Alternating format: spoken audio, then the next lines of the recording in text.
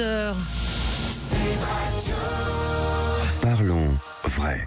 Et tout de suite les infos avec Nicolas Gomez. Bonjour. Bonjour à tous. Un homme interpellé et placé en garde à vue dans l'affaire des poupées pédopornographiques. Selon Le Parisien, un homme de 56 ans aurait commandé une de ces poupées vendues par la plateforme Shein. Le colis a été intercepté dans les Bouches-du-Rhône. Une enquête en flagrance pour importation de l'image d'un mineur présentant un caractère pornographique a été ouverte. C'est dans ce contexte que Shein ouvre sa boutique permanente au BHV à Paris. Les premiers clients sont attendus en début d'après-midi. Cette ouverture ne plaît pas aux commerçants qui considèrent la plateforme comme de la concurrence déloyale. Ils ont été libérés. Cécile Collère et Jacques Paris sont sortis de la prison d'Evin en Iran. Annonce du président Emmanuel Macron sur X hier soir. Il évoque un soulagement immense. Les deux Français étaient en détention depuis 3 ans, condamnés récemment pour espionnage. S'ils ont été libérés, ils ne sont pas encore libres, précise la diplomatie française, sous le coup encore d'une interdiction de quitter le territoire. Cécile Collère et Jacques Paris sont en sécurité à la résidence de France à Téhéran dans l'attente de leur libération définitive, précise le ministre des Affaires étrangères Jean-Noël Barrot. Est-ce la fin du boom des apprentis ? Le gouvernement prévoit de rétablir les cotisations salariales pour les apprentis dans le budget de la Sécurité sociale 2026. Elles étaient jusque-là en partie exonérées, ce qui a permis de nombreuses embauches. Depuis le début de l'année, les aides ont été plusieurs fois rabotées. Conséquence, 65 000 postes en moins en 2025 selon l'INSEE. Autre budget, aux États-Unis cette fois. Voilà maintenant 36 jours que l'administration est paralysée par le shutdown. C'est un record. Les républicains et les démocrates n'arrivent toujours pas à se mettre d'accord sur le budget de l'État fédéral. Le shutdown perturbe le versement des aides sociales et le trafic aérien. Et puis en sport, en tennis de table, les frères Lebrun ou encore Simon Gauzy font leur entrée en lice aujourd'hui au WTT Champions de Francfort dans l'avant-dernier rendez-vous de la saison, avant les finales de Hong Kong le mois prochain. Hier, le Français Lilian Bardet a été battu par l'Allemand Patrick Franziska au premier tour. Voilà pour l'actualité, très bonne journée à tous. Sud Radio, le 10h midi, mettez-vous d'accord, Valérie Expert. Bonjour à toutes et à tous. Mercredi 5 novembre, avec vous pour commenter l'actualité dans ce 10h midi. À 11h30, nous recevrons avec Gilles Gansman Plantu pour son livre annuel où il passe l'année en revue et il fustige quelque peu les médias, mais il s'autocritique aussi, mais ce sera à suivre à 11h30. Pour commenter l'actualité aujourd'hui, Patrick Vignal, ancien député Renaissance de l'Hérault, Noémie Alioua, journaliste essayiste. Votre dernier livre, La Terreur jusque sous nos draps, est paru chez Plomb. Laurence Saillet, chroniqueuse politique, ancienne députée européenne. Éric Revel, journaliste éditorialiste sur Sud Radio. On vous retrouve dans le grand matin bonjour, Sud Valérie, Radio. Bonjour à vous. Bonjour à tous. Et je vais éternuer. Je vous en prie. Ah, ça arrive. Voilà. Et Voilà, c'est fait. Voilà. Pardonnez-moi, merci. God bless you, comme on dirait à New York. Absolument. On va revenir sur la fin de la politique du chèque, comme l'a annoncé Monsieur Farandou. Le gouvernement veut rogner sur la prime de Noël, en particulier pour ceux qui n'ont pas d'enfants. Qu'en pensez-vous ? 0826 300 300. De l'alcool à la buvette de l'Assemblée nationale. Est-ce que c'est normal ? Fini, pas fini ? Je pense que vous avez beaucoup de choses à dire. Oui.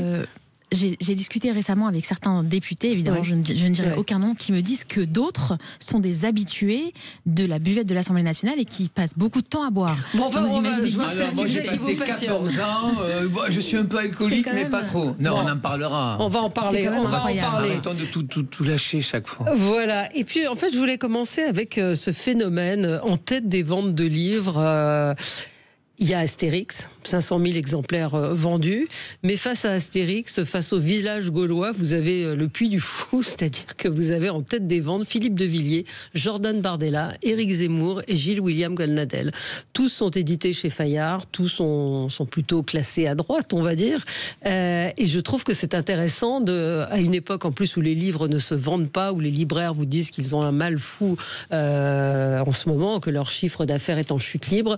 Vous avez des livres qui sont précommandés avant même qu'ils ne paraissent, ce qui était le cas du livre de Philippe de Villiers. Et je trouve que c'est très intéressant par rapport à ce qu'on peut entendre dans les médias, ce qu'on peut entendre ici ou là. Il y a un phénomène très net qui représente peut-être ces 35% des électeurs du Rassemblement national. Je vous vois oui, parce répondre. que je pense que c'est même plus quand vous additionnez Jordan Bardella entre 35 et 37, quand vous rajoutez Zemmour, quand vous rajoutez une partie de la droite Retailleau, vous êtes à 45-47, c'est un vrai combat. En fait, je vais être clair. Nous avons, nous, Renaissance, une part de responsabilité. Je vous rappelle qu'en 2012, il y avait 6 députés RN. En 2017, il y en avait 17. Aujourd'hui, ils sont 123, plus l'UDR. Donc, la Renaissance, c'est une responsabilité, mais LFI est une grosse responsabilité. Vous savez, moi, j'aime bien les choses précises. Dans ma circonscription, au deuxième tour, 60 000 votants, 10%. 10% de gens qui ont mis nul. Des gens de gauche et des gens d'une droite sociale qui m'ont dit on ne veut pas choisir entre le RN et LFI. Donc ça veut dire quelque chose, Valérie. Je ne sais pas si la France droitise, je pense que la France est en colère, surtout. Oui. À la fois en colère et en dépression. C'est-à-dire, vous nous emmerdez, on n'a pas essayé le RN, et à la fois, ils n'ont pas forcément envie de franchir le Rubicon. Oui, enfin vous avez quand même, ils vont dépenser 20 € en moyenne pour acheter ces livres-là. Mais parce qu'on leur parle de leur quotidien et des vrais sujets. Si vous voulez, je ne suis soutien et proche politiquement d'aucun de ces auteurs, je tiens à le préciser. Mais ils parlent aux Français des choses qui les concernent.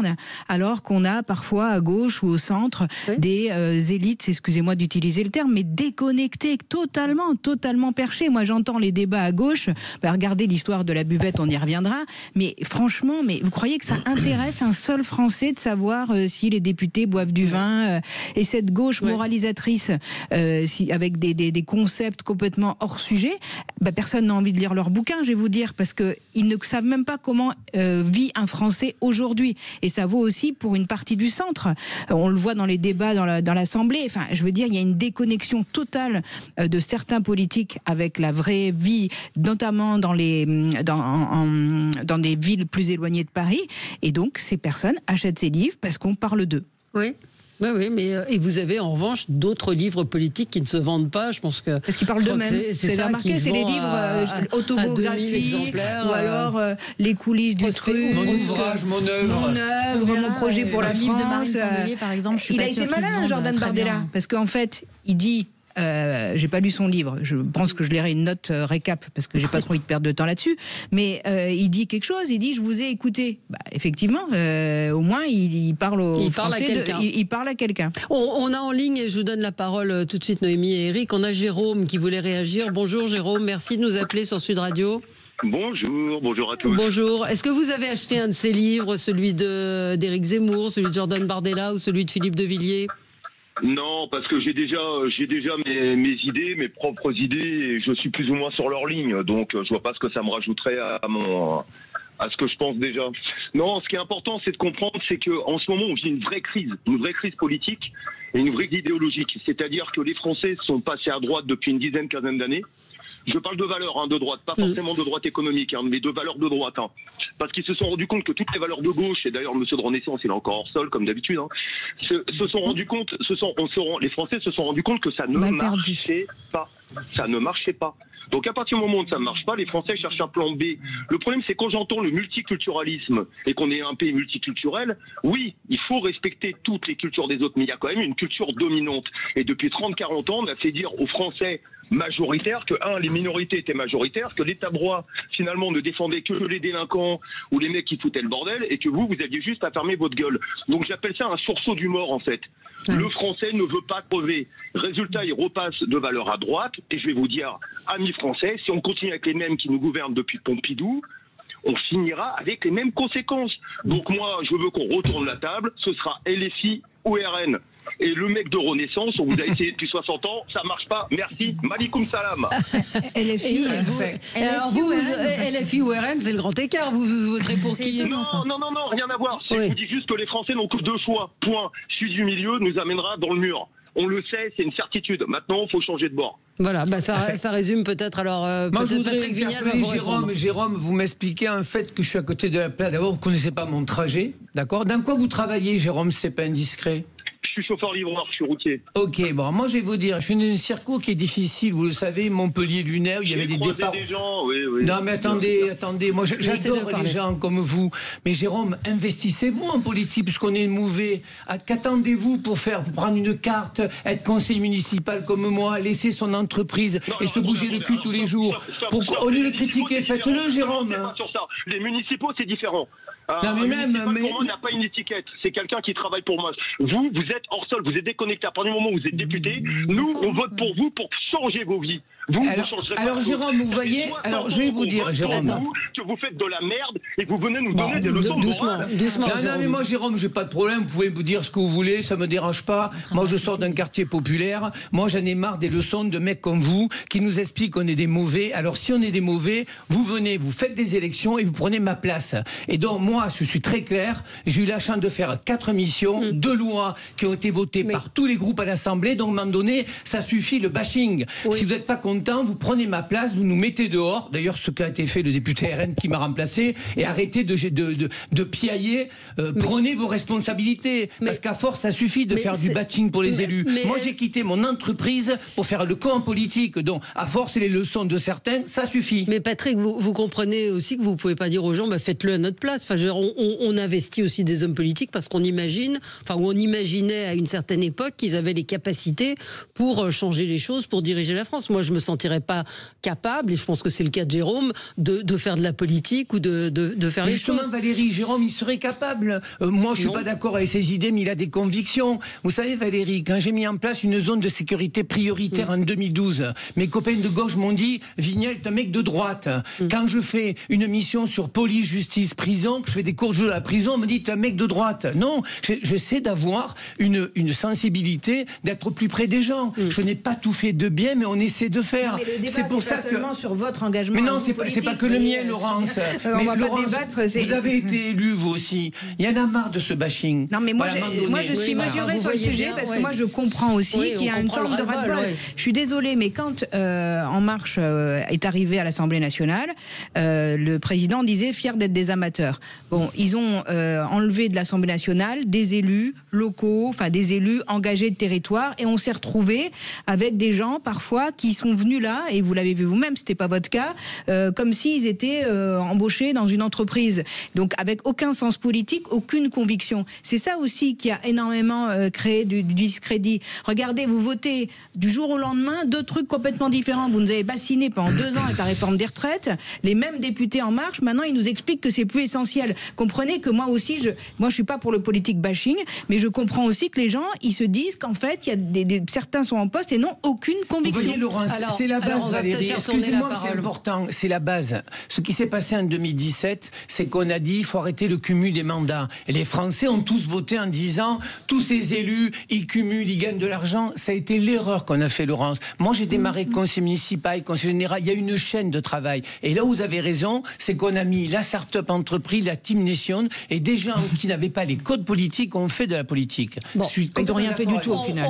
Alors, vente de livres, Eric, pour revenir à notre sujet. Je vais revenir au sujet. Moi, je pense que ça correspond à une demande, à une demande forte. En fait, le point commun de tous ces livres à succès que vous avez cités, c'est une dose de conservatisme, le c'était mieux avant et le rappel de nos racines. C'est ça, à mon avis, les 3 points communs des livres que vous avez cités. Maintenant, moi, j'ai conceptualisé, pardonnez-moi très modestement, ce qui est en train de se passer dans la tête des gens. 1, les gens souffrent. Les gens souffrent. 2, on leur donne un spectacle de cours du roi Péto à l'Assemblée nationale, d'une pétaudière absolument incroyable. Je rappelle quand même que Bercy a fait le calcul. Parmi tout ce qui a été voté sur le volet recettes du budget, on a accru, alors ça passera pas, hein, parce que tout ça est un théâtre, mais on a accru le nombre d'impôts de taxes de 40 milliards. 34 milliards. Oui, bon, moi j'ai vu le chiffre de 40 milliards, je ne sais pas si vous vous rendez compte. Enfin, c'est absolument n'importe quoi. Pendant ce temps-là, les Français souffrent. Alors moi, comment j'ai conceptualisé les choses ? En fait, on a assisté à un renversement total de ce que l'on pouvait débattre et ce que l'on ne pouvait pas débattre dans ce pays. Pendant des décennies, la gauche tenait l'intelligentsia de gauche, en fait, par sa présence dans les médias, dans le débat, disait voici les thèmes dont on peut débattre. Et en fait, la gauche, avec sa bien-pensance, mettait sur la table du débat national les thèmes dont on pouvait débattre. Et les gens qui étaient en réaction au thème de la gauche, c'était les réactionnaires, c'était les gens de droite. Et bien aujourd'hui, par manque d'idées, et parce que les sujets des Français, c'est à la fois la sécurité, l'immigration, le pouvoir d'achat, en fait, ce sont des thèmes de droite qui se sont imposés. Et les néo-réactionnaires sont les gens de gauche, en fait. C'est du gramscisme. C'est du gramscisme. Mais si, c'est-à-dire que, en fait, la gauche et certains barons noirs ont montré ce chemin-là. L'idée était très simple, c'est qu'avant une arrivée au pouvoir, il faut ensemencer le terrain culturel pour pousser les gens à arriver à l'évidence que celui qui correspond le mieux au terrain culturel qui a été semé, c'est telle personnalité. Aujourd'hui, on a exactement l'effet inverse. C'est-à-dire que le gramscisme de droite porte au pouvoir des gens qui incarnent le conservatisme ou la droite nationale. J'aime pas le terme d'extrême droite. Je vais vous dire pourquoi. Parce que le terme d'extrême droite, c'est le terme fourre-tout. Le dernier argument qu'on vous sert en général, quand il n'y a plus rien à dire, c'est vous êtes un facho. Bon, bah écoutez, c'est un peu juste. Voilà. Je pense que c'est ça qui est en train de se passer. On se retrouve dans un instant. Vous pourrez réagir sur ces ventes de livres 0826 300 300. Est-ce que vous avez acheté les livres de Jordan Bardella, d'Éric Zemmour ou de Philippe de Villiers?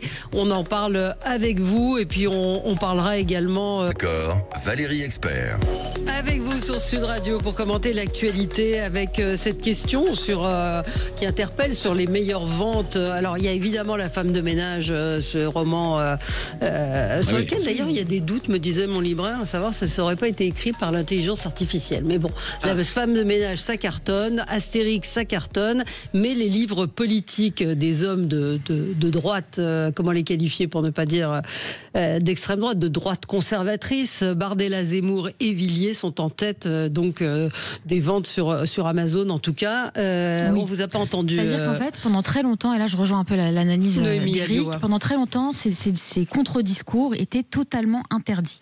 C'est-à-dire qu'ils avaient vraiment, ils n'avaient pas de voix au chapitre. Il y avait l'hégémonie culturelle qui était de gauche et il y avait un périmètre de respectabilité qui considérait que certains sujets méritaient qu'on en parle, l'extrême droite, ce qu'ils appellent l'extrême droite, les violences policières, etc. Donc tous les thèmes de gauche s'imposaient dans le débat public.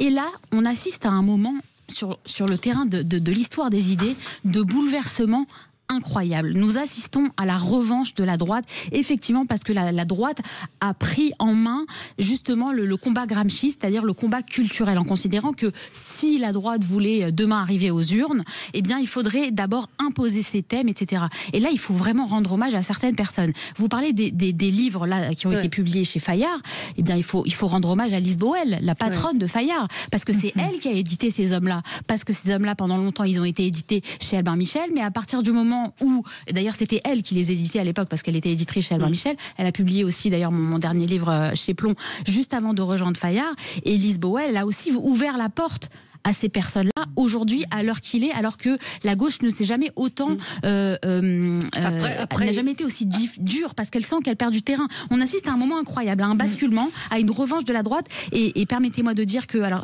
bon, là, on parle quand même d'auteurs qui vendent beaucoup, mais parce que c'est des auteurs qui sont des intellectuels.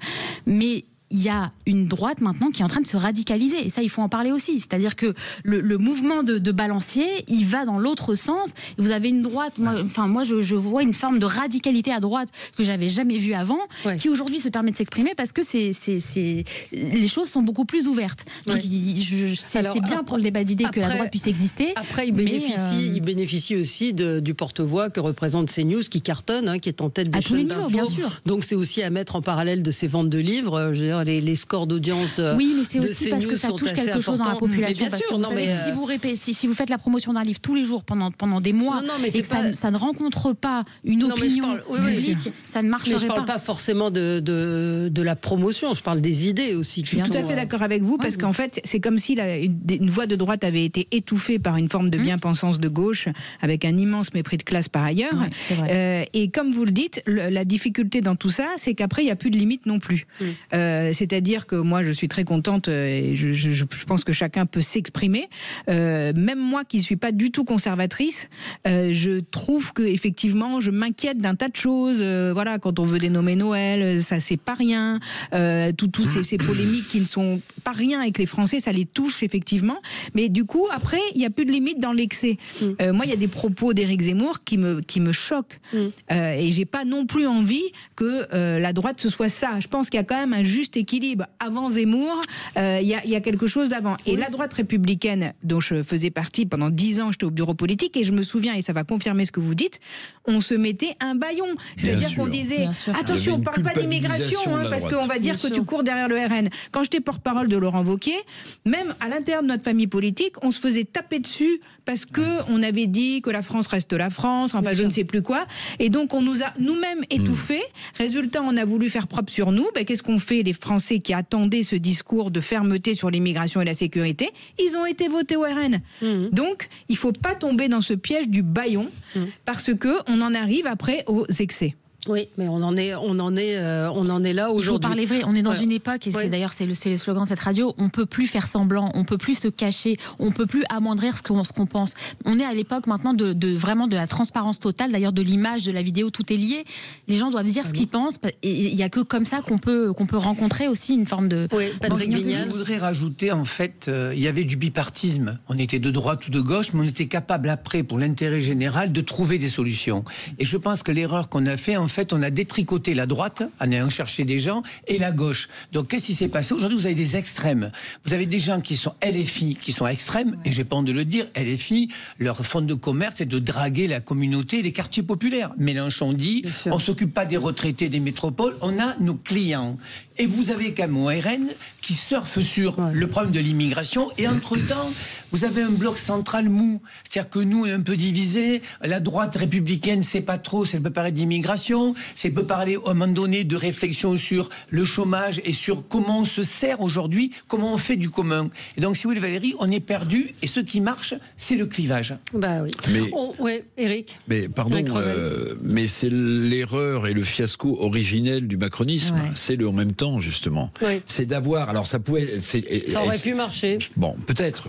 Mais en réalité, le résultat politique dont l'événement le plus marquant, c'est la dissolution de l'Assemblée nationale, le résultat du en même temps, c'est la radicalisation de la vie politique française. C'est tout le paradoxe. Donc ce tripartisme dont le président de la République se plaint aujourd'hui, en fait, il en est le principal responsable. Bien sûr. Parce que le en même temps, en réalité, je voyais l'idée, on prend le meilleur à gauche et le meilleur à droite. Mais en fait, quand vous avez besoin de voter des projets ou des lois à l'Assemblée nationale, vous avez besoin de gens qui sont d'accord pour voter ces projets ou ces lois. Or, ça n'a jamais été le cas. Et juste sur Zemmour, on peut ne pas partager évidemment ses idées, ce qui est mon cas.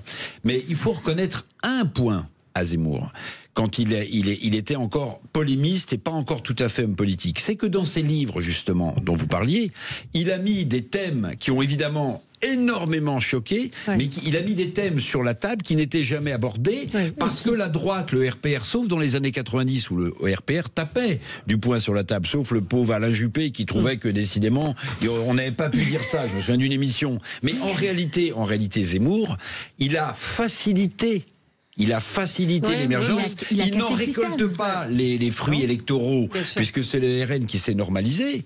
Mais en fait, c'est lui le premier, pardonnez-moi, qui a ouvert la porte. Moi, ça me semble évident. Et pas que dans ses livres. Enfin, moi, il y a toute une génération qui s'est éveillé politiquement avec Zemmour à On n'est pas couché. C'était une révolution. Il a cassé le système. Il est arrivé à la télévision dans un système justement qui était extrêmement centrisé, etc.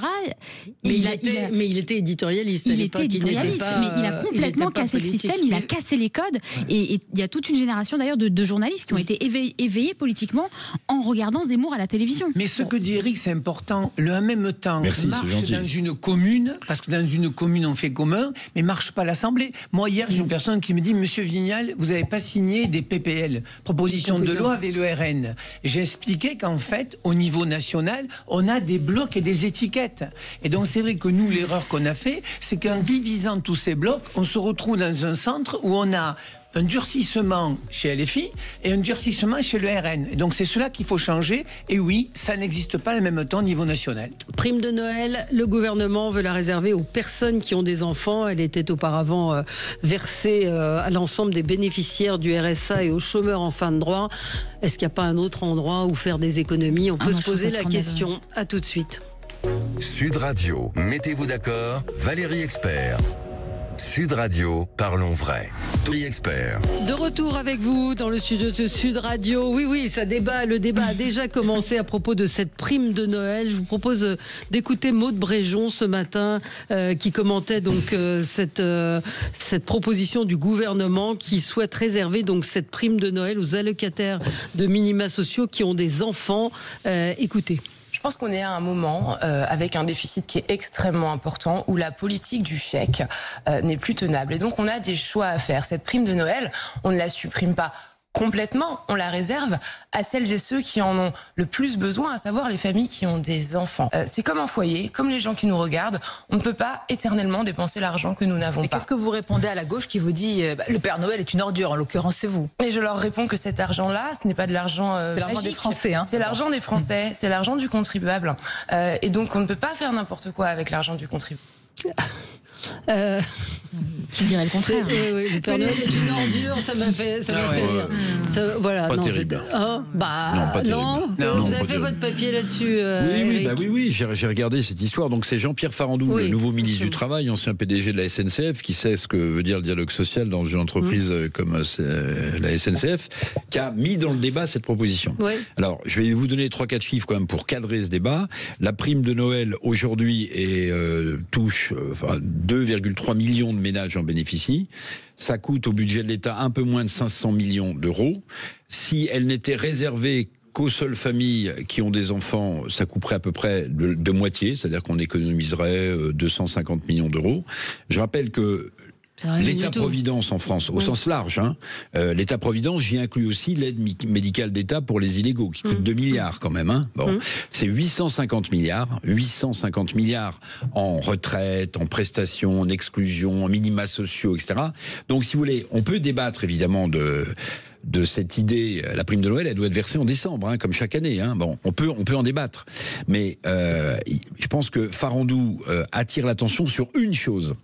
C'est que comme ce gouvernement ne sera pas capable de réduire les dépenses publiques, alors il faut se poser la question une fois pour toutes du financement de l'État-providence en France. Parce que sinon, alors c'est une petite... Alors vous allez me dire, il y a des gens qui vont être pour, il y a des gens qui vont être contre cette idée de réduire la prime de Noël. Mais je veux dire, on ne peut plus financer cet État-providence. C'est terminé. Il faut que les Français le sachent. Je vais rajouter un petit chiffre. C'est que quand Moscovici republie un nouveau rapport sur les finances sociales, où il dit les finances de la sécurité sociale sont hors de contrôle. Hors de contrôle. Ça va être 23 milliards d'euros de déficit cette année. Bien. Si les Français qui sont autour de cette table, ou ceux qui nous écoutent, ne prennent pas conscience du sujet, alors on va aller tellement violemment dans le mur, Valérie, que bientôt je recevrai ma feuille de remboursement chez le dentiste, et on me dira on vous la remboursera dans 3 mois, parce que pour l'instant on n'a pas d'argent. Je rappelle que l'Unédic, l'assurance chômage, a une dette de 60 milliards d'euros, que parfois certains mois, m'avait confié l'un de ses dirigeants, ils ne sont pas certains, sans emprunt, de pouvoir payer les allocations chômage des Français. On en est là. Donc Farandou, au-delà de soulever évidemment quelque chose qui est très sensible, la prime de Noël, en fait, je pense qu'il attire l'attention sur... Est-ce que vous êtes conscient qu'on ne peut plus financer cet État-providence? Est-ce que c'est pas un peu anecdotique ou ridicule de parler de cette prime et très psychologiquement... Vous pouvez le penser. Non, et psychologiquement minable. Enfin, je veux dire, c'est la prime de Noël, supprimer la prime de Noël. Mais tout est anecdotique. Non, c'est pas vrai. Macron avait voulu enlever 5 euros, il y a d'autres façons de faire des économies. On l'avait taxé tous les noms aussi. Quand la porte-parole du gouvernement et quand vous dites la politique du chèque c'est terminé parce qu'il y a une réalité économique, je pense que tout le monde est d'accord là-dessus. Tout le monde est d'accord là-dessus. On ne peut pas considérer que... À chaque fois qu'on fait une proposition, on dit que c'est anecdotique. Tout le monde est d'accord sur cette idée que de toute façon, il va falloir faire des économies. Mais la politique, c'est du choix. La politique, c'est du choix. Donc vous choisissez où est-ce que vous faites des économies. Et moi, je trouve que aller taper sur les plus pauvres, sur ceux qui galèrent, sur ceux qui n'ont pas de quoi boucler les fins de mois, sur leur petite prime de Noël, c'est 150 €, ça leur permet peut-être d'acheter des cadeaux à leurs petits-enfants.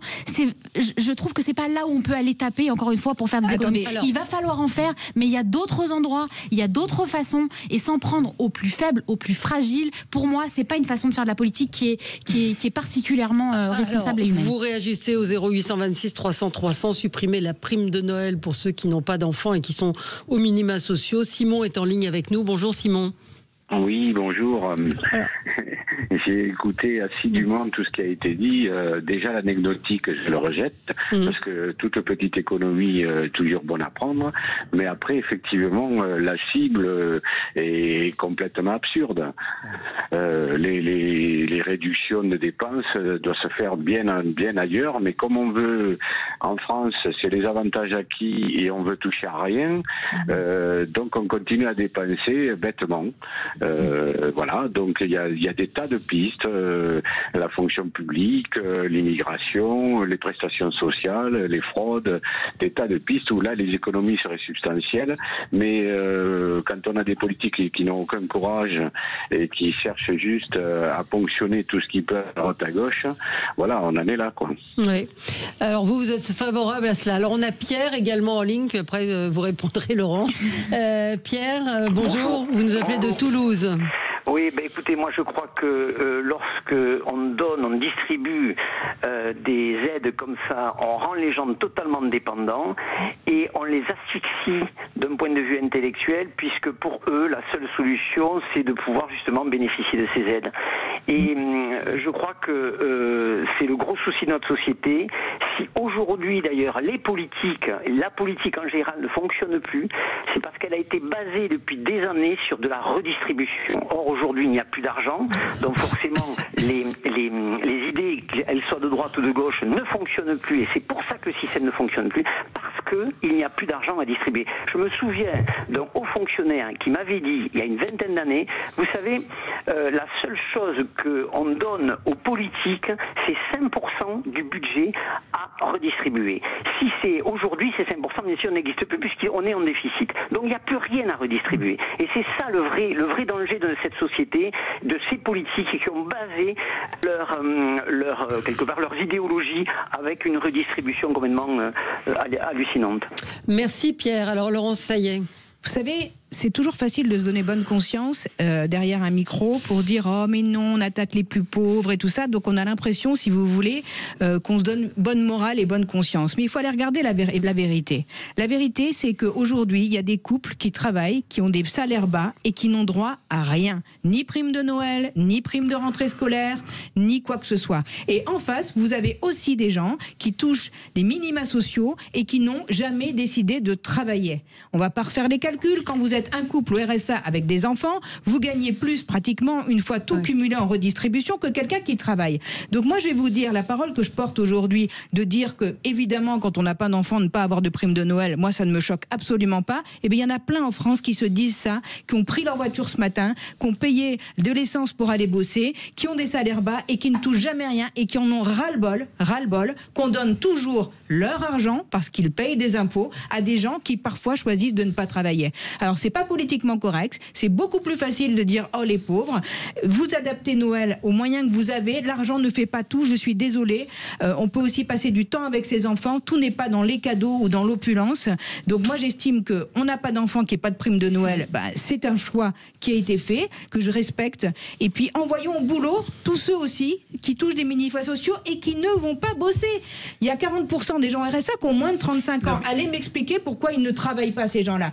Qui devrait payer pour eux leur prime de Noël des gens qui, eux, vont bosser? Moi, je vais être plus clair. La France n'est pas assez riche pour se payer son quotidien. Voilà, c'est le débat, on a bien compris, il y a 3 milliards de dettes. Ok, une fois qu'on est là, moi je suis désolé Laurence, mais moi je connais des mamies qui ont travaillé toute leur vie et qui vont dans les supermarchés le soir faire les poubelles. Donc, vous ne les connaissez pas?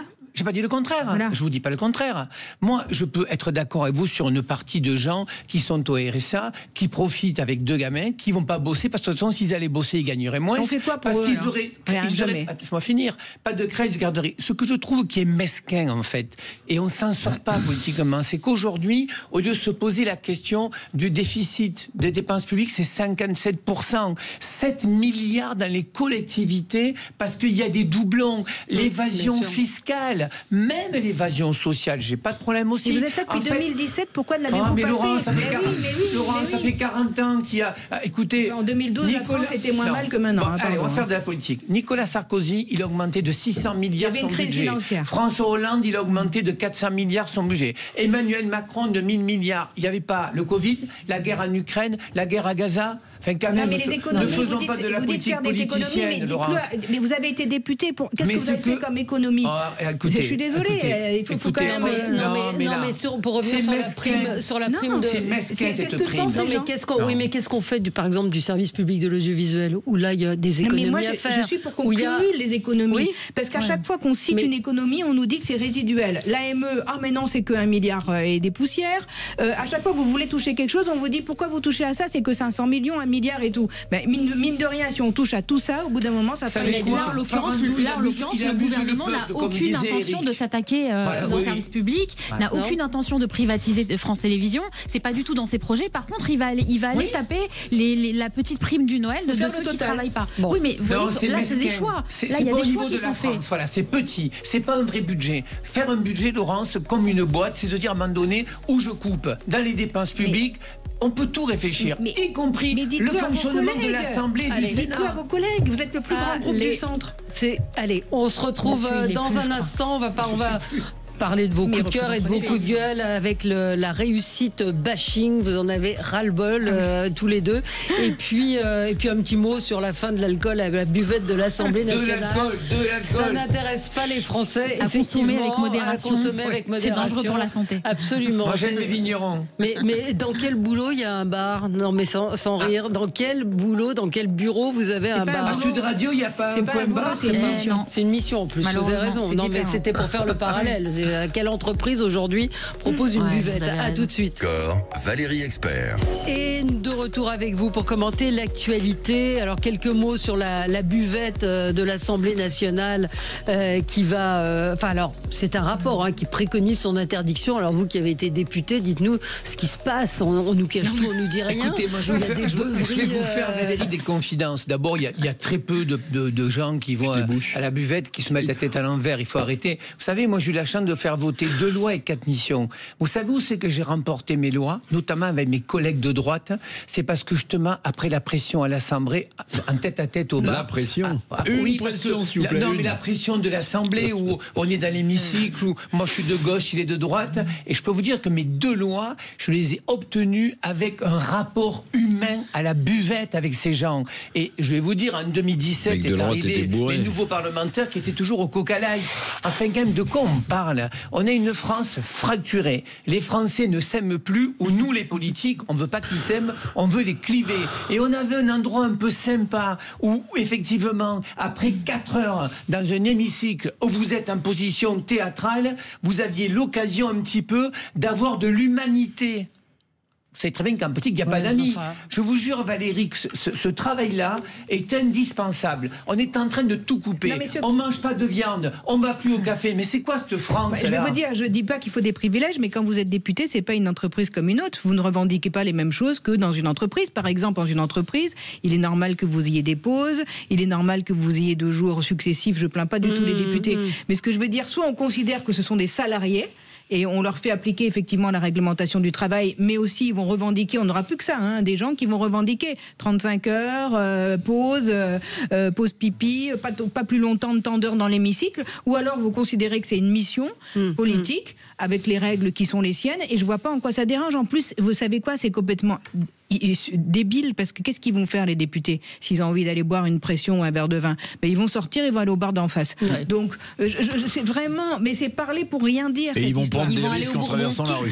Qu'ils ne se ruinent pas, qu'ils n'arrivent pas à bourrer dans l'hémicycle, ok. Certains le sont apparemment. Il y en a qui sont un peu limites. Ouais. Mais déjà qu'il y en ait, c'est déjà incroyablement choquant. Mais aller boire un verre de vin pendant que vous dînez à la buvette, franchement, mais qu'est-ce que ça change, si vous voulez, au débat? Je trouve qu'en fait, c'est comme quand on dit...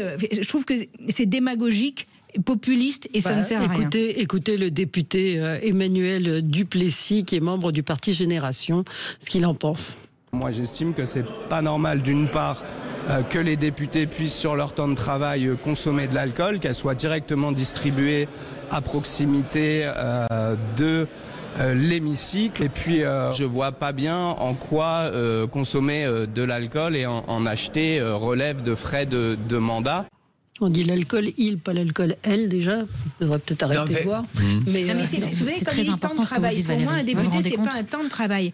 Je veux pas que les députés se transforment en salariés, parce que sinon, on va avoir, comme on a eu, encore certains députés en 2017 qui sont arrivés là et qui ont cru qu'ils étaient dans une entreprise. C'est une mission. Moi, je veux que les députés, ils travaillent pas 35 heures, ils en travaillent 60.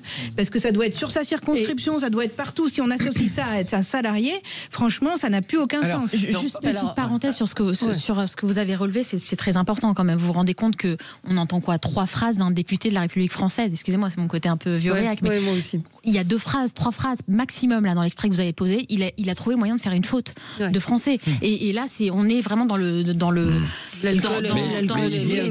qu'a remarqué le prix Nobel d'économie. Auprès d'anciens parlementaires, c'est qu'il dit, je vois pas en quoi ça relève des frais.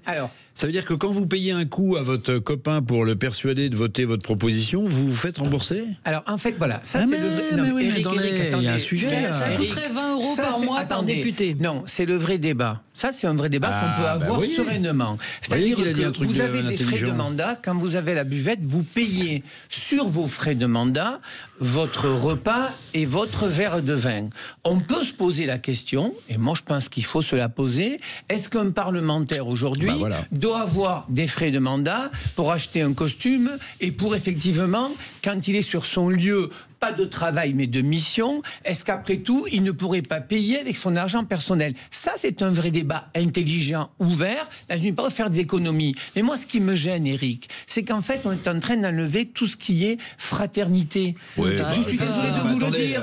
Il n'y a pas qu'à l'Assemblée. Faites un feu de camp à l'Assemblée nationale. Ce que je veux dire. Non, mais la fraternité, elle n'existe plus. Alors j'entends ce que dit Laurence et je suis assez d'accord avec elle que là, on peut peut-être pas tout à fait comparer l'Assemblée à une entreprise, mais aujourd'hui en entreprise, l'alcool est interdit. Vous avez des pots où quand il y a des pots, c'est un verre d'alcool. Non mais Valérie, vous croyez qu'il y a que des alcooliques anonymes à l'Assemblée? Ils sont tous pourris, ils sont alcooliques ou fous, dépressifs. Non mais surtout ils n'ont pas besoin de boire pour être déjà un petit peu éméchés. Moi je bois pas, je suis sportif. Je bois pas, mais je trouve que c'est pas normal. Effectivement, quand on est après 4 heures de séquence ou quand vous avez voté une loi et que vous allez avec 3 copains parce que vous avez gagné quelque chose et que vous prenez un verre de vin rouge, enfin quand même, de quoi on parle là? Enfin, c'est pas mais ce que je veux dire, c'est que la convivialité, elle a disparu partout et qu'on est dans une sorte de normalisation. Vous avez raison de rappeler que c'est interdit dans l'entreprise et dans toutes les entreprises, mais pour les anciens journalistes comme moi, je me souviens jeune dans des rédactions importantes où le journaliste de génération avant, il ouvrait son tiroir du bas, si vous voulez, en pleine rédaction, et là, il y avait toutes les bouteilles qui étaient alignées. Bon, voilà, mais si, ça, bien sûr. Après, ça correspondait aussi à l'époque. Bien sûr. Non, mais c'est ça, à l'époque, ça changeait. Kessel ne buvait pas que de l'eau. Ce qui me tue dans ce débat, je vais vous dire, c'est que là, vous allez me trouver peut-être un peu démago. Mais quand on voit, l'état de l'école, les violences sur les enfants, tous les sujets graves, et ça fait 3 mois qu'on parle de la réforme des retraites, des impôts, et maintenant, je suis contente d'en parler avec vous puisque j'en fais le débat. On parle de 20 € par mois des députés à l'Assemblée. Vous voyez tout ce temps-là où on n'a pas parlé de toute la souffrance en fait et la réalité des Français. Ça ne va rien leur changer. Par contre, celui qui a mis le doigt là-dessus, il est content parce que maintenant il existe, son nom est sorti, il a lancé une polémique, un buzz. Certains vont se faire plaisir en disant c'est vrai, ces salauds de politique, on va tout leur enlever parce que de toute façon ils méritent pas. Ok, ça va faire plaisir, mais en fait quand vous voyez l'évolution du monde et tout ce qui est en train de se passer, qu'on en soit là. Alors, je suis d'accord avec vous. Ça me fait peur. Alors, je suis d'accord avec vous. Et en même temps, je me dis que malheureusement, les politiques ont trop profité de leurs privilèges. Donc il y a aussi quelque chose de l'ordre du retour du bâton. Vous avez les chiffres des anciens premiers ministres. Dominique de Villepin, par exemple, il avait 200 000 euros par an pendant 10 ans. Donc vous voyez bien qu'il y a eu des abus. Il y a eu des abus de la part des politiciens qui se sont servis de leurs fonctions pour outrepasser et pour largement leur fonction et profiter. Oui, mais si vous voulez, après, normalement, il y a une forme de morale. Vous imposez aussi certaines limites. Sauf qu'il y a eu trop d'abus et qu'aujourd'hui, il y a un revers du bâton avec de plus en plus une population qui vous dit maintenant, vous nous demandez de nous serrer la ceinture, et ben vous aussi, vous allez vous soumettre au minimum légal de la décence. J'ai été étonné hier, je participais à un forum, on a posé la question aux gens qui étaient assez virulents, est-ce que vous pensez que les politiques sont assez payés? Les gens ont dit tout compte fait non, ils méritent leur salaire. Par contre, ce qu'on attend d'eux, c'est de la probité, c'est de l'engagement et d'être près de nous. Donc quelque part, c'est pour ça que moi je suis pas sur ce bashing du politique. Vous avez raison, moi j'avais fait une tribune. Est-ce que c'est normal que Dominique de Villepin ait toujours un chauffeur, une sécurité? Anémone Giscard d'Estaing, Alliot-Marie, voilà, donc ça, Valérie. Alors on me dit, c'était de la démago parce que ça coûtait qu'1 million d'euros. Mais la politique, c'est aussi du symbole. Et je suis d'accord avec vous. Et donc nous devons tous faire des économies. Et si c'est fait à tous les étages, et je l'avais dit sur votre micro, ça doit commencer par l'Élysée, l'Assemblée et le Sénat. Si on montre, nous, la classe... Moi, je suis plus politique. Enfin, la buvette, c'est quand même c'est quand même très populiste, quoi. C'est vraiment destiné à faire le buzz. Mais il a fait son buzz, il est venu chez vous, il a été connu. Moi, je suis quand même assez amusée de voir que ceux qui font le plus de politique bashing, parce que je suis contre aussi, parce que qu'est-ce qu'on veut si on veut plus de politique? On veut quoi? L'anarchie, la royauté? Enfin, il y a un moment, il faut arrêter de dire que les politiques sont tous nuls, tous pourris, parce que qu'est-ce qu'on veut? Et ces gens-là, bien souvent, ils votent RN. C'est pas comme si le RN n'avait pas, si vous voulez, quelques, on va dire, je vais essayer de modérer mes mots, mais quelques petits trucs à se reprocher par rapport à tout ça. Donc, vous voyez, c'est là où c'est populiste, parce que les mêmes qui disent, les politiques hors du système, en fait, ces gens-là votent pour des gens qui sont pas totalement ultra exemplaires. Il y a toujours un contre-système dans le système. On se retrouve. J'en débouche une. Allez, non, à consommer. Vous avez entendu Eric Revel déboucher une bouteille avec sa bouche. Modération, il n'y a pas d'alcool. Moi, j'ai vu Eric Revel à la buvette, je dénonce. Je l'ai vu à la buvette de l'Assemblée. Allez. Je dirais pas. Il y a longtemps. On se retrouve juste après les infos et on va parler d'Emmanuel Macron et de cette phrase: on ne grandit pas un pays en attaquant les champions, de la libération de Cécile Collère et Jacques Paris. Peut-être quelques mots également sur le nouveau maire de New York. À tout de suite. Sud Radio, mettez-vous d'accord, Valérie Expert. De retour avec vous pour les débats dans le studio de Sud Radio avec aujourd'hui Patrick Vignal, ancien député Renaissance de l'Hérault, Noémie Alioua, journaliste, essayiste. Vous avez publié La terreur jusque sous nos draps qui est paru chez Plomb. Laurence Sayet, chroniqueuse politique, ancienne députée européenne, et Éric Revel, journaliste, éditorialiste sur Sud Radio. On vous retrouve dans le Grand Matin Sud Radio. Et puis vous venez tout juste de publier, c'est paru hier, c'est Mozart qu'on assassine. Oui. Alors, ce n'est pas un traité musical, quoique, parce que vous faites le parallèle entre Emmanuel Macron et ce génie qui était Mozart. Oui, parce qu'on avait qualifié Emmanuel Macron de Mozart de la finance, vous vous en souvenez? Je crois que même Brigitte Macron, dans une interview à Paris Match en 2018, avait dit quelque chose du genre: quand j'entends mon mari ou quand je l'entends réfléchir, vous voyez, même c'est compliqué d'entendre quelqu'un réfléchir, mais j'ai l'impression que c'est Mozart, vous voyez. Donc en fait, c'est un Mozart bilan, de la finance, on a le dit Mozart aussi, de la finance, c'est un bilan évidemment des 10 ans quasiment d'Emmanuel Macron. Chaque tête de chapitre commence par une œuvre de Wolfgang Amadeus Mozart. Alors certaines sont évidentes, le Don Giovanni, vous voyez, le Don Juan, la flûte enchantée qui est devenue le pipeau désenchanté, la Clémence de Titus. Et en fait, j'ai essayé avec quelques révélations sur notre classe politique, j'ai essayé de montrer comment en fait son hubris avait totalement effacé la fonction présidentielle. Et vous savez, ces Mozart qu'on assassine, c'est pas seulement le Mozart de la finance qui est tombé de son piédestal, Macron, le Mozart de la diplomatie, Macron qui est tombé de son piédestal, le Mozart du social, il y a 9 millions de pauvres dans ce pays, etc. C'est aussi une formule qui est passée dans le langage courant, qui avait été utilisée par Gilbert Cesbron. l'auteur, et par Antoine de Saint-Exupéry, parce que c'est Mozart qu'on assassine, ça veut dire que chez chaque enfant, il y aurait un petit Mozart qui sommeillerait, mais que les vicissitudes de la vie ou les obstacles politiques font que ce potentiel est plus ou moins révélé. Moins qu'on puisse dire, c'est que pour notre Mozart de la finance, c'est un fiasco total. Ouais. Donc vous détaillez de plusieurs dans des chapitres qui commencent tous par une référence à un concerto de Mozart. Un concerto, une symphonie, la symphonie numéro 40, la Clémence de Titus, qui était un opéra de Mozart à Wolfgang Amadeus. Titus, qui était un empereur qui voulait le bien de son peuple, vous voyez, qui voulait être aimé, qui voulait réussir des choses. Voilà, donc c'est un pamphlet, évidemment. Et je pense que et sur le fond et sur la forme, ce livre devrait marquer la fin du quinquennat, du double quinquennat d'Emmanuel Macron. Il a encore 1 an et demi à faire.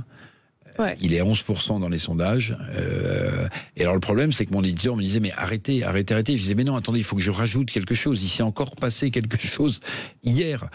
Et dans tous les domaines, pardonnez-moi, les macronistes qui nous écoutent vont peut-être me trouver extrêmement sévère, mais j'ai beau me tourner dans tous les sens, à part sur un sujet où je trouve qu'il a été précurseur, l'OTAN, quand dans The Economist, il dit que l'OTAN, avant la guerre en Ukraine, est en coma dépassé. Ça, je pense que c'était assez bien vu. Pour le reste, mais c'est quand même c'est absolument hallucinant. Non mais attendez, c'est absolument hallucinant. La dernière qui nous fait quand même, c'est d'expliquer que les réseaux sociaux sont d'extrême droite. Mais que n'a-t-il communiqué à outrance sur les réseaux sociaux pendant des semaines et des mois, en se mettant en scène, en répondant à un TikToker qui n'arrivait pas à payer le péage de l'autoroute. Emmanuel Macron, président de la République, lui répond. C'est pas qu'il est à portée de baffe, c'est qu'il a effacé la fonction de président de la République. Alors j'ai cru comprendre, Éric, que vous ne partirez pas en vacances avec Emmanuel Macron. Mais vous savez, alors je vais vous dire, on avait publié dans l'Hémicycle, la revue dont je m'occupe, un grand sondage avant les vacances d'été. Avec quel homme politique ou femme politique aimeriez-vous partir en vacances? Donc on avait beaucoup parlé de ce sondage. J'avais été interrogé par une radio et on m'avait dit, alors parce que c'était Bardella qui arrivait en tête, puis Le Pen, puis voilà. Bon, en fait c'était lié au code de popularité. Et on m'avait dit, mais vous, avec quel homme ou femme politique Alors moi j'avais lancé un appel au président de la République. J'avais dit, mais pour que vraiment, comme je termine ce livre, que je ne fasse pas d'erreur de jugement, qu'il m'invite 2 jours au Fort Brégançon. J'ai jamais été rappelé. On va s'en occuper, mais plus sérieusement quand même. Alors, le quoi qu'il en coûte, le plan de relance, 1 million d'emplois supérieurs, la fin de la taxe d'habitation, 20%. Parlons-en de la taxe d'habitation. On paye du bonbon sur la taxe foncière. La taxe foncière. D'accord, attendez Valérie. Le chômage repart à la hausse. Vous savez que la désindustrialisation n'a jamais été aussi terrible. Arrêtons toujours ce bashing. Il y a quand même des choses qui ont été bien faites. Ça, c'est français, vous savez. Non, mais je sursaute en défiscalisation des heures supplémentaires, doublement des classes, 10 000 policiers. De quelle classe? Des classes des enfants maternels. Il n'y a plus besoin parce qu'il n'y a plus d'enfants. D'accord. Attendez. Moi, j'ai pas honte de le dire. Il faut arrêter maintenant avec ce bashing et des politiques et du président. Voilà, Est-ce qu'il a tout fait? Non. Est-ce que son deuxième mandat est compliqué? Oui. Est-ce que la même temps marche? Non. Mais quand même, Éric, il y a eu des choses qui ont été faites. Allez-y. Je pense à la prime d'activité. Je pense au travail de Dupond-Moretti, 60% d'augmentation dans la justice. Mais attendez. Allez-y. Je préfère citer quand même les postes de policiers et de gendarmes. Oui. Moi aussi, je ne suis pas pour, si vous voulez, la destruction absolue et l'acharnement sur un homme. Il y a eu des choses négatives, il y a eu des choses positives. Ce deuxième mandat est malheureusement beaucoup plus difficile et négatif que le premier.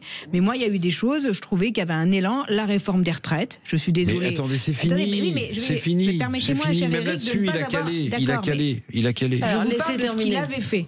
Il a quand même diminué le chômage, la réforme des retraites, l'IVG dans la Constitution. Oui, est-ce qu'il fallait mettre l'IVG dans la Constitution?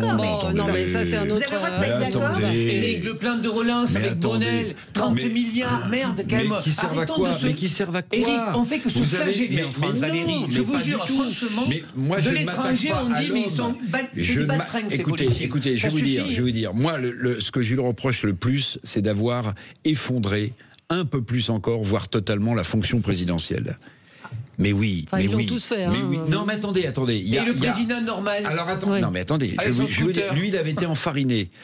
Non mais je vais vous dire, parce que les symboles, vous le disiez en politique, c'est important. Oui. Moi, je regarde une séquence un peu lointaine. Jacques Chirac, pendant une campagne électorale, s'était fait cracher dessus.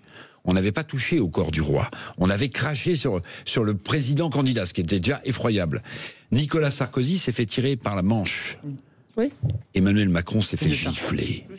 Mais est-ce que vous voyez ce que ça veut dire pour la... Moi, je m'attache pas aux hommes.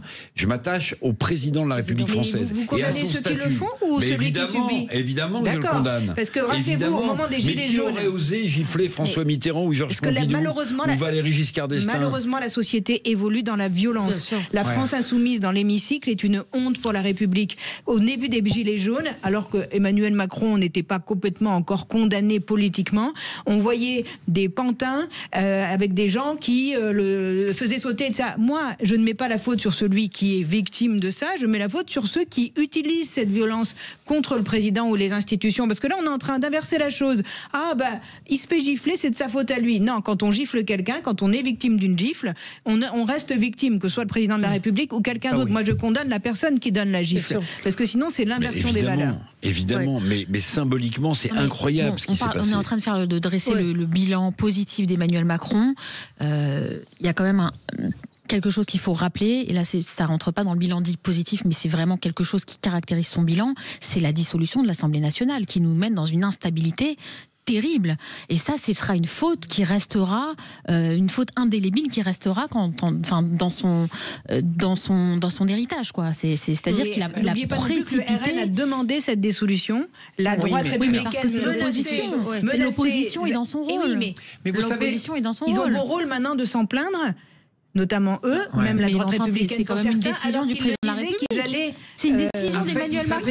Moi, je crois, moi qui ai eu la chance de faire à la fois un mandat avec François Hollande, 2012-2017, et avoir accompagné Emmanuel Macron, en fait, ce que je pense que voulait le président, il voulait s'adresser directement aux citoyens, et on a oublié les syndicats et les corps intermédiaires, les élus locaux. Ça, c'est le premier point, Valérie. Et le deuxième point, ça remonte pas à la dissolution. Ça remonte déjà à la réforme des retraites. C'est-à-dire, à un moment donné, le président dit « je vais faire une réforme des retraites », il n'embarque pas la CFDT, la plus grosse erreur. Et donc, il crée de la colère, et après, on y rajoute la dissolution. Pourquoi? Parce qu'il a fait avec de l'affect. Je suis désolé, les européennes ne sont pas les présidentielles. Donc, on fait 14 ou 15%, et il dit « je redonne la parole au peuple ». Mais Valérie, il y a des moments pour donner la parole au peuple. Quand vous avez pris une fessée, vous redonnez pas la parole. Et je suis d'accord avec vous, on n'a pas fait campagne en 2022 déjà, alors qu'il fallait faire une très grosse campagne. Et aujourd'hui, on a une assemblée dans le tripartisme qui ne peut pas s'entendre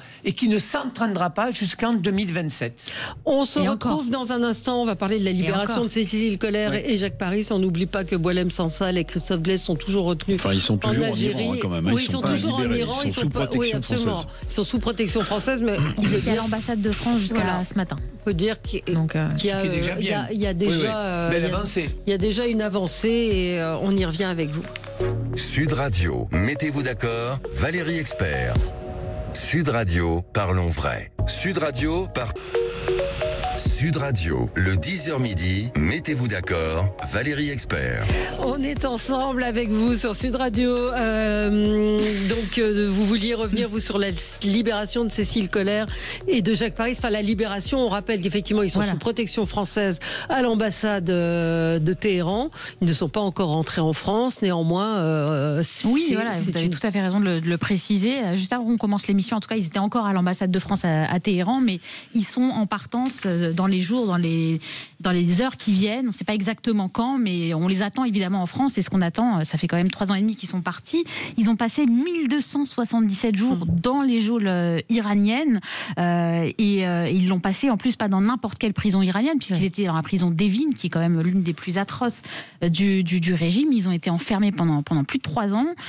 C'est un couple d'enseignants, donc Cécile Collère et Jacques Paris, qui sont férus d'histoire, qui sont férus de voyage, qui ont été en Iran tout simplement pour visiter ce pays. Et qu'est-ce qui s'est passé? Eh bien, l'Iran a pratiqué ce qu'on appelle la diplomatie des otages, c'est-à-dire qu'en fait, ils les ont arrêtés arbitrairement, ils les ont accusés d'espionnage, et ensuite, ils s'en sont servis comme monnaie d'échange.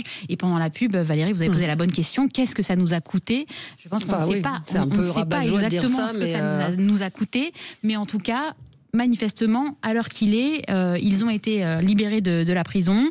Ils sont attendus en France et bien sûr, on espère le même dénouement pour notamment Boualem Sansal et Christophe Glaise. Oui, on espère évidemment un dénouement heureux. Moi, j'ai une petite crainte parce que ce matin, j'ai écouté le ministre des Affaires étrangères et il était très prudent, comme le président l'a été dans son tweet d'ailleurs hier, parce que il parlait de liberté conditionnelle. Il a dit le dialogue se poursuit, ça c'est le président de la République, pour permettre le retour en France. J'ai le sentiment, mais on le verra bien, que certes, et heureusement, ils sont en sécurité physique, mais que c'est pas une liberté totale. Et que c'est pas seulement un problème de rapatriement. Donc je pense qu'il y a encore, il faut laisser faire la diplomatie et je pense qu'il faut surtout pas essayer de comprendre. Il faut les laisser faire ça tranquillement. Mais je serai beaucoup plus rassurée quand ils seront sur les territoires. J'en profite pour dire, et je parle pas d'eux, mais j'avais vu qu'il y avait un cycliste, vous vous rappelez, ce jeune qui avait été en Iran, qu'il faut vraiment faire très attention à tous ces Français qui parfois veulent partir à l'aventure dans des pays qui sont vraiment très exposés. Il n'y a pas d'aventure, parce que c'est très compliqué pour la France, qui de toute façon, heureusement, toujours tente de libérer ses compatriotes, mais ça met la France dans des situations de négociation derrière. Donc il n'y a pas d'aventure dans ce type de pays, ni les autres. Le site du ministère des Affaires étrangères précise les conditions dans chaque pays, si vous voulez, où on peut se rendre ou pas, et il faut alerter notamment les jeunes sur ces destinations qui sont très dangereuses. L'échange, en fait, pourrait concerner Madieh Esfandiari, qui est une Iranienne qui a été placée en détention provisoire depuis le mois de mars pour apologie en ligne du terrorisme. Et donc ça fait partie des demandes de Téhéran. Effectivement, c'est pas encore totalement terminé. Et le ministre, vous avez raison de le dire, que le ministre des Affaires étrangères a été prudent. Ce n'est qu'une étape. Nous restons mobilisés sans relâche pour obtenir leur libération définitive et leur retour en France. Bah oui, parce que je rappelle quand même qu'ils sont accusés, nos deux ressortissants, d'espionnage. Donc, sans doute que le pouvoir à Téhéran a inventé, je dis sans doute, sûrement, mais dans ces cas-là, c'est compliqué pour les autorités iraniennes de dire, en fait, on les libère parce qu'on les a détenus de manière illégale, puisque de toute façon, ils ne sont pas des espions. Donc, si vous voulez, là, il y a un jeu qui est compliqué en termes de perdre la face, dont nos deux ressortissants sont les otages, en fait. Alors maintenant, je me méfie quand même de la diplomatie souterraine, feutrée, gants de velours, etc. Parce qu'on nous a expliqué aussi, ma chère Laurence, pendant des mois, qu'il fallait surtout pas interférer, il fallait surtout pas remettre en cause l'accord de 68 avec l'Algérie, parce que sinon, on allait brouiller les pistes du travail souterrain et tellement efficace du Quai d'Orsay pour faire libérer Christophe Glaise et Boualem Sansal. Ça fait presque 1 an qu'il est en prison, Boualem Sansal. Et pardonnez-moi, j'ai pas l'impression que ça fonctionne extrêmement bien, même si j'ai vu que le président de la République avait envoyé un message à monsieur Tebboune.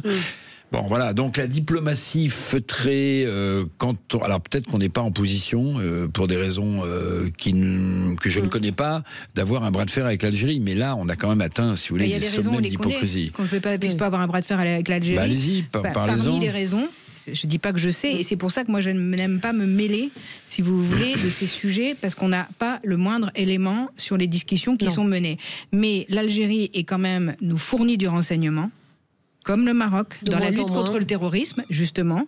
Rappelons-nous quand il y a eu le problème avec le Maroc, avec l'ambassade de France, dans lesquels on avait eu la brillante idée de faire une perquisition, la fragilité derrière pour la France. Il y a plein de choses qu'on ne sait pas, qu'on ne connaît pas. Je regrette effectivement que pour Boualem Sansal, les choses se passent si mal, parce qu'il est très âgé, il est malade et chaque jour compte. Et vraiment, j'espère vraiment que les choses aboutissent. Mais malheureusement, les bras de fer, quand on veut les mener, il faut savoir ce qu'on a dans le bras. Oui, absolument. Quand on voit les photos du président de la République s'entraînant à la boxe avec son biceps retouché, on se dit qu'il en a beaucoup dans le biceps. C'est un gros vilain. Non, je suis un garçon qui a de la mémoire. Un mot quand même sur cette phrase d'Emmanuel Macron, et ça va peut-être vous permettre de faire votre coup de gueule sur la marre de la réussite bashing, et Emmanuel Macron qui critique ceux qui veulent empêcher les champions d'avancer. Alors là aussi, c'est un peu schizophrénique, c'est-à-dire qu'on a une assemblée qui veut taxer à tout va les entreprises, qui critique tout ce qui gagne de l'argent. Et on a un président de la République qui explique qu'il faut laisser les entreprises entreprendre et conquérir de nouveaux marchés. Mais oui, moi en fait je suis très remontée, hein, vous avez remarqué ce matin, mais c'est parce que si vous voulez, je suis en forme, je sais pas, mais je suis un peu en colère sur tout ce qui est en train de se passer de manière générale, et parce que je suis vraiment de près les débats à l'Assemblée. Parce que le budget me passionne et ça me met très en colère parce que j'ai le sentiment que vraiment j'ai l'impression d'être dans un pays communiste à les écouter, et j'ai l'impression que la réussite maintenant c'est sale, c'est-à-dire qu'on en a été à dire que les chefs d'entreprise étaient des parasites. Dès que vous gagnez le moindre euro, on imagine qu'on vous soupçonne, si vous voulez, de ne pas être honnête. Il y a un contexte, une ambiance de réussite bashing qui m'inquiète beaucoup. Si vous prenez cette histoire de ce fameux impôt sur la fortune improductive, au-delà du fait que beaucoup de députés ont voté un truc, ils ne savent même pas ce qu'il y a dedans, et ça je peux vous le confirmer, mais si on prend le sens même de la chose, j'espère bien que ça sera démonté au Sénat, mais enfin comme c'est l'Assemblée qui a le dernier mot, on n'a pas beaucoup d'espoir. Vous achetez une voiture de luxe, vous avez déjà été taxé sur l'argent que vous avez gagné pour l'acheter. Vous êtes d'accord, l'argent ne vous a pas été donné, vous ne l'avez pas tiré d'une chaussette ou d'un tiroir secret. Puis, vous avez payé de la TVA sur l'achat de cette voiture. Et on vous fait payer maintenant sur ce que vous possédez. En fait, c'est l'impôt sur la possession. Donc c'est une double, voire une triple imposition. Mais ça donne un état d'esprit. En plus, c'est stupide parce que les gens iront immatriculer leur voiture à l'étranger. Donc en fait, ce qui est en train de se passer aujourd'hui en France, c'est qu'on veut faire fuir l'argent, ceux qui produisent, et la réussite. Et je pense à notre jeunesse. Quel message on est en train de leur faire passer? Ou surtout, ne réussit pas, hein, parce que attention, hein, à cause de toi, les gens vont être pauvres. Non, si tu réussis, grâce à toi, et si tu crées de l'emploi, mais peut-être que les gens seront plus riches. Si vous voulez, cette inversion des valeurs, moi, elle m'angoisse, elle me désespère, et je pense que si on continue avec cet état d'esprit de taper sur ceux qui entreprennent et ceux qui réussissent, eh ben, nous amenons les générations futures et nos enfants simplement dans un pays où il n'y aura que des gens qui attendront de l'État de l'argent et qui attendront d'être assistés. Parce qu'on a un fond culturel qui n'aime pas la réussite. Souvent, on le cite comme personnage historique devant lequel il faut être en admiration, c'est l'empereur Napoléon. Napoléon, il montrait du doigt l'Angleterre en disant, vous voyez, c'est une nation de boutiquiers, ils font de l'argent, alors que nous, on fait autre chose.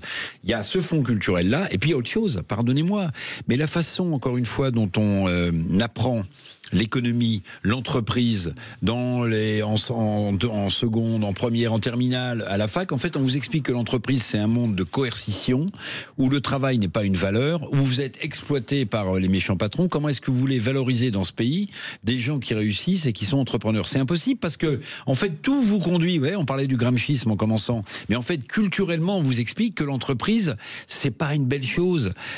D'ailleurs, beaucoup de médias, ils préfèrent faire des sujets sur des boîtes qui ferment, et Dieu sait qu'il y en a qui ferment en ce moment, que sur des boîtes qui embauchent, etc., etc.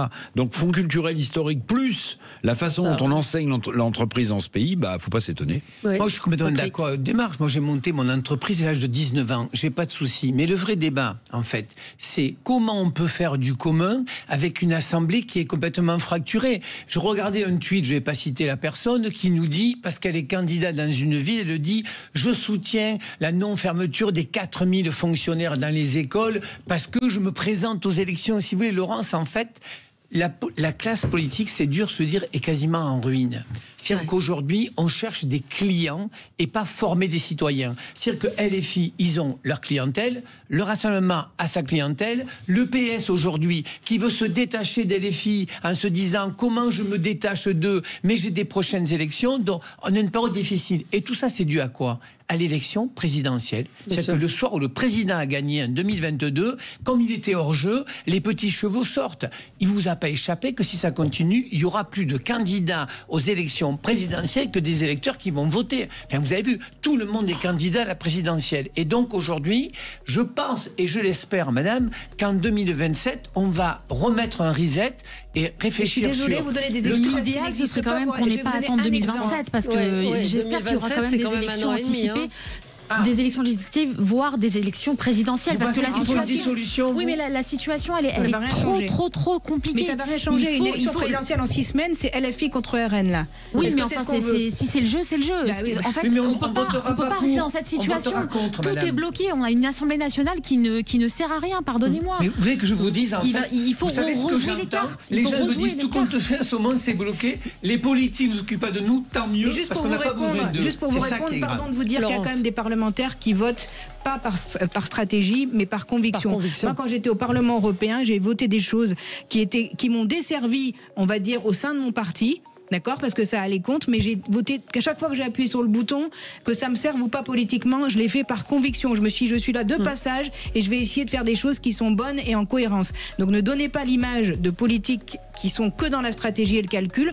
Alors c'est vrai que c'est plus dur pour ceux qui ne le font pas, mais ils ne sont pas tous comme ça. Allez, merci à vous. Dans un instant, c'est Plantu qui sera avec nous pour son regard sur l'actualité. À tout de suite. Ça s'est passé dans le Grand Matin Sud.